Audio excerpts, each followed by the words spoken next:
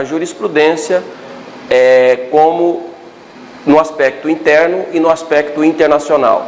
Então, a jurisprudência reconhecida como fonte é uma forma de expressão do direito. E aí nós podemos falar, como alguns autores assim analisam, que ela seria um instrumento de interpretação da norma jurídica e não uma fonte em si. Mas como está relacionado no artigo 3º da Lei de Introdução às Normas do Direito Brasileiro, que a jurisprudência é uma fonte do direito internacional privado, assim nós vamos tratá-la e vamos estudá-la. Então, a jurisprudência entre nós, ela não tem a mesma força obrigatória como tem no common law. Nós sabemos que no civil law, a jurisprudência ela é das mais variadas e não vincula o magistrado. Com base até na Constituição Federal, o magistrado ele não está vinculado às decisões jurisprudenciais, mas vinculado sim à fundamentação da sua decisão, exceto com relação às questões dos precedentes judiciais e às súmulas vinculantes. Mas a jurisprudência que nós tratamos e discutimos como um todo é aquela jurisprudência proferida pelos juízes, de primeira instância, é aquela decisão mansa, pacífica, reiterada, proferida pelos tribunais equânime, ou seja, no mesmo sentido. E buscando esse entendimento de jurisprudência, nós temos que fazer a diferenciação, então, do que é do common law, que vincula o judiciário, e do civil law, que essa decisão não vincula o juiz. A partir dessa ideia, então, nós podemos observar que a jurisprudência é uma fonte importantíssima, então, do direito internacional privado. Por quê? Porque faz a interpretação das normas legisladas.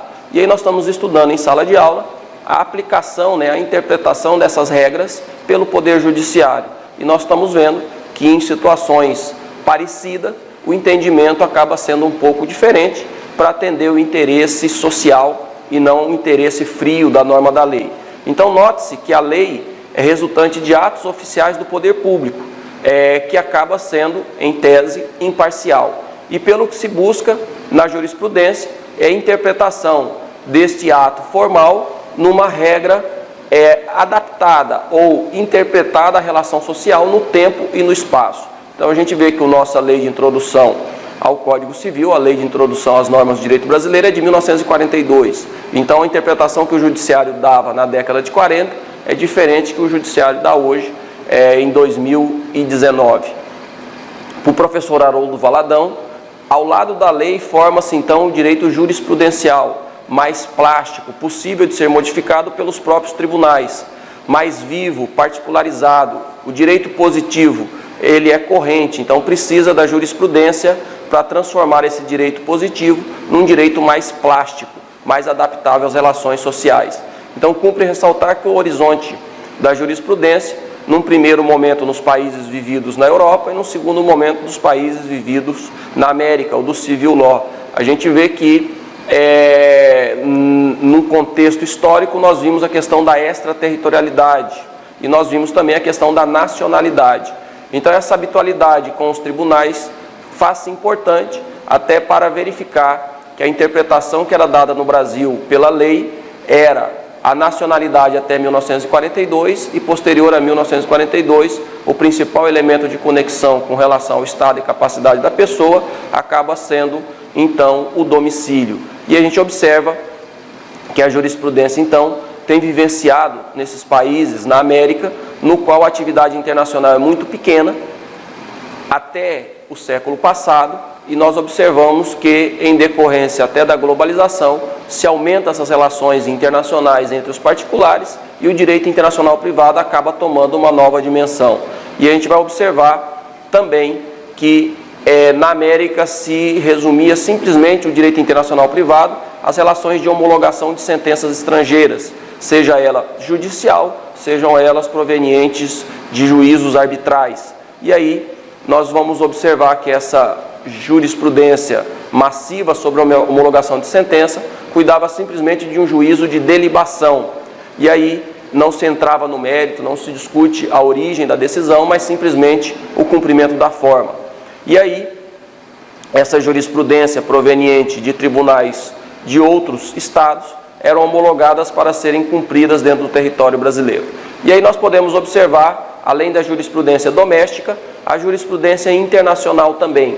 A jurisprudência proferidas por cortes internacionais ou por órgãos judiciais, como cortes arbitrais também.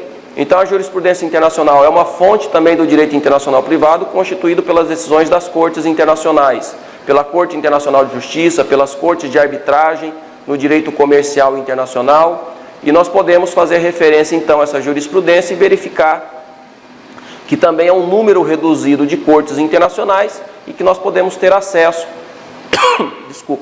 a essas decisões e invocar essas decisões quando houver relações sendo discutidas em cortes arbitrais e até dentro do próprio direito doméstico, com o entendimento que se dá a esse direito comercial internacional. Então essas decisões em matéria de direito comercial muitas vezes são decididas por cortes de arbitragem. Por quê? Porque nós sabemos que o judiciário não atende muito o interesse da sociedade internacional, porque o judiciário não é na mesma velocidade que deseja o comércio internacional e acaba tendo um duplo grau de jurisdição, uma dificuldade para essas decisões transitarem em julgado. E aí o comércio internacional prefere uma decisão que seja muito mais rápida e que muitas vezes não é possível o duplo grau de jurisdição. Então acabam optando pela arbitragem, na qual o árbitro, substituindo então o poder judiciário, profere uma sentença e que nós sabemos que essa sentença, pela lei brasileira, ela se equipara a uma sentença judicial.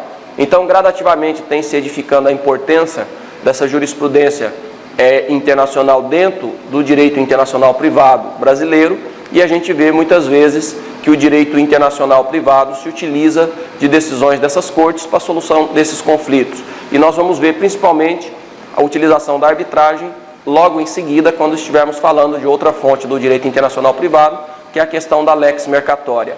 E junto com a ideia de fontes do direito internacional privado, nós podemos realçar a doutrina, sabendo que a doutrina é o entendimento dado pelos intérpretes, pelos doutrinadores, pelas pessoas que estudam a lei, pelas pessoas que estudam a jurisprudência, até para atualizar essas decisões. Então exerce um papel importantíssimo como fonte do direito internacional privado a doutrina, devido à pouca legislação que existe sobre o assunto e também as decisões judiciais, muito poucas, acaba tendo a doutrina um papel importante na elaboração desses princípios fundamentais do direito internacional privado, influenciando na evolução da disciplina e também no decorrer da evolução da disciplina até no contexto mundial. Dessa forma, a doutrina assume um duplo papel. Ela interpreta a jurisprudência e ajuda no desenvolvimento do direito internacional privado.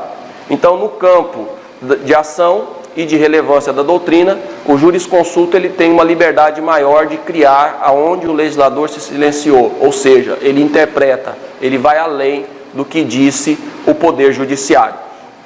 A doutrina também se manifesta através dos trabalhos coletivos, feitos por entidades científicas, como institutos que estudam o direito internacional privado. Nós temos vários institutos internacionais que cuidam do estudo do direito internacional privado. Nós temos, como por exemplo, o Instituto de Direito Internacional realizando essas atividades, a Conferência de Haia sobre o Direito Internacional, o Comitê Jurídico Interamericano, a Conferência Especializada Interamericana sobre Direito Internacional Privado e uma série de organismos internacionais que se dedicam ao estudo e forma das normas de direito internacional privado para aperfeiçoar a solução dos problemas ao direito aplicável. Então nós temos a doutrina como uma das principais fontes do direito internacional privado. E podemos também utilizar como fonte doutrinária aqueles tratados internacionais que não foram ratificados pelos Estados. Ou seja, aqueles tratados que foram discutidos, foram aprovados pelos Estados, mas não foram ratificados pelos Estados. Esses tratados são fontes doutrinárias, por quê? Porque discutiram o direito internacional privado e aprofundaram sobre o assunto. Então, esses tratados internacionais não ratificados também são utilizados como fonte do direito internacional privado, não na modalidade de tratado, mas pode ser utilizado na modalidade de costume internacional. Então, os Estados eles acabam não podendo praticar atos contrários àquilo que eles já deliberaram. Então, na prática internacional, mostra que foram aplicadas convenções já de tratados internacionais não ratificados para a solução de conflitos que envolvam o particular e que os Estados acabaram não ratificando esses tratados. Um desses principais tratados na América é o Código de Bustamante. E nós temos aí também a busca de tratados não ratificados para ser utilizado no direito internacional privado. Então, nós temos aí, em matéria de execução fiscal, como, por exemplo, IPTU e taxa, a isenção utilizando-se a Convenção de Viena. Nós temos outros tratados internacionais, como o Código de Bustamante, e assim sucessivamente. E, a partir de determinado momento, a gente observa que esses tratados não ratificados, eles também são fontes do direito internacional privado.